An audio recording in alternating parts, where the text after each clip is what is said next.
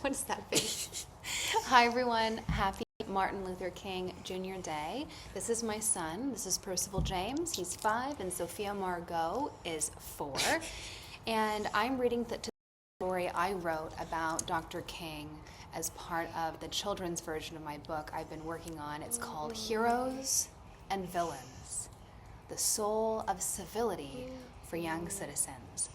And so I hope that you can either show your children this video, or better yet, read the story that I've shared to a child near you yourself to help promote and perpetuate the important life and legacy of Dr. King, who is one of our foremost heroes of civility and worth remembering.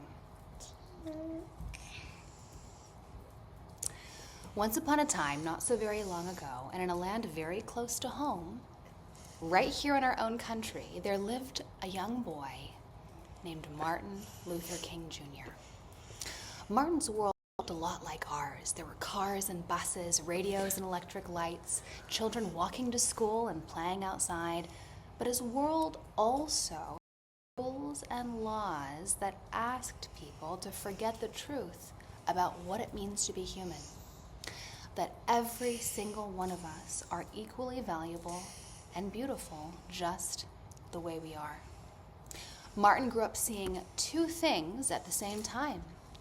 He was taught at home and at church that every person is created in the image of God. And that meant every person mattered, no matter what they looked like, where they came from, how much money they had, or what anyone else thought of them. It meant every person carried worth that could never be taken away. No rule, no sign, no opinion, no law could ever erase it. And it meant something else too. When people treated others as less than human, they were not only hurting the person in front of them, they were also harming their own hearts along the way. At the very same time, Martin saw a different lesson everywhere around him. He saw signs and rules that treated some people as if they mattered less. He saw doors that were open to some and closed to others. He saw people told where they could stand, drink, and learn, not because of what they did, but because of who they were and what they looked like. This lesson had a name. It was called segregation. It taught people false things about the world. It taught some people that they were smaller than they were, and others that they were larger and more important than they were.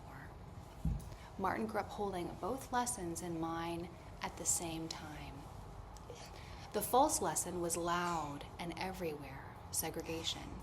The true lesson, that every single person has worth, was quieter but deeper and true. The more Martin saw people treated as less than human, the more tightly he held on to what he knew was true, that every person is a human being with equal dignity and worth, created in the image of God.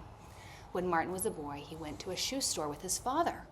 A clerk told them to move back so white customers could be helped first. They took a few steps, and his father stopped.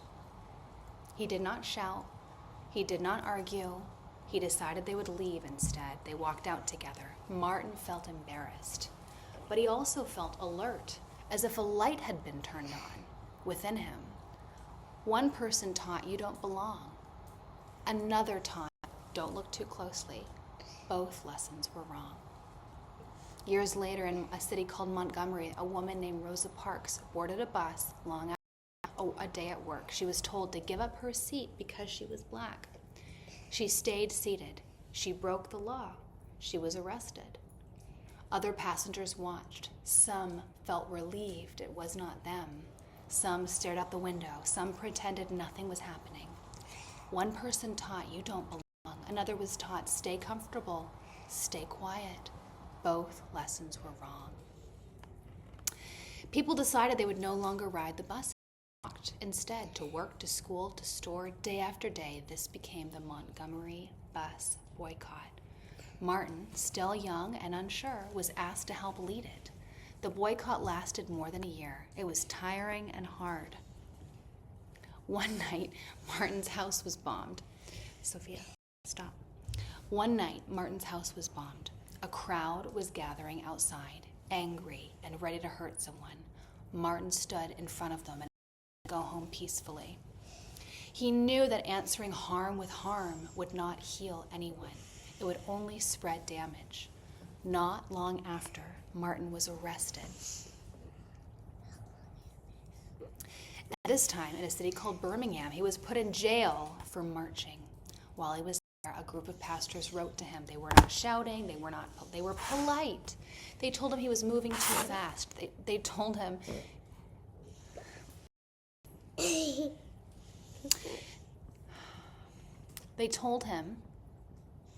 he was making people uncomfortable.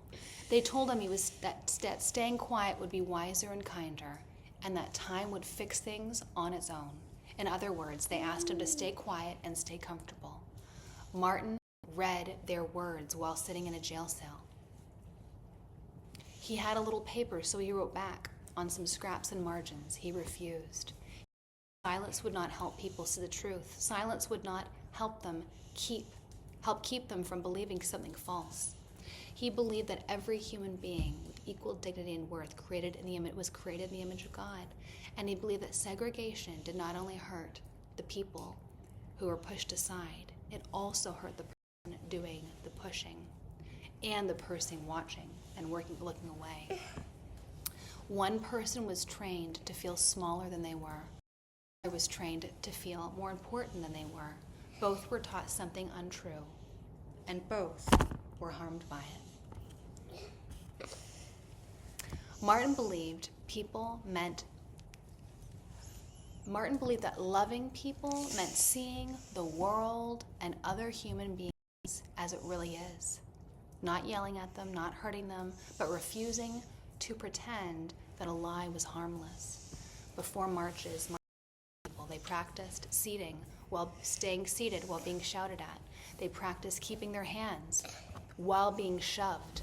They practiced keeping their hands still while they were shoved. They practiced dignity the way that you practice music or a sport. During the marches, some people were pushed, insulted, called names. They were arrested, hurt. Others watched from sidewalks or windows. One person was taught, you must endure cruelty. Another was taught, don't look too closely.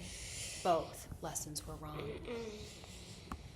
Martin believed cruelty does not stop with the person it lands on. It changes the person who gives it and the person who allows it. It bends and harms everyone involved.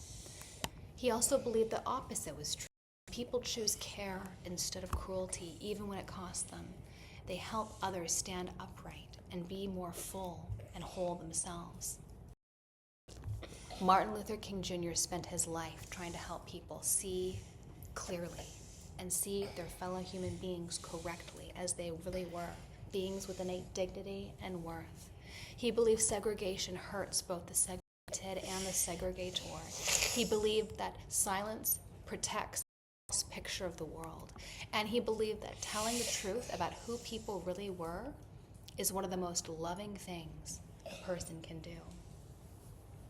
One person was taught you don't belong, another was taught don't look too closely. Both lessons were wrong. And Martin believed that we could learn something better because every day, in small moments and large ones, we are shaping one another. And how we treat people shapes who we become together. The end. How long was that?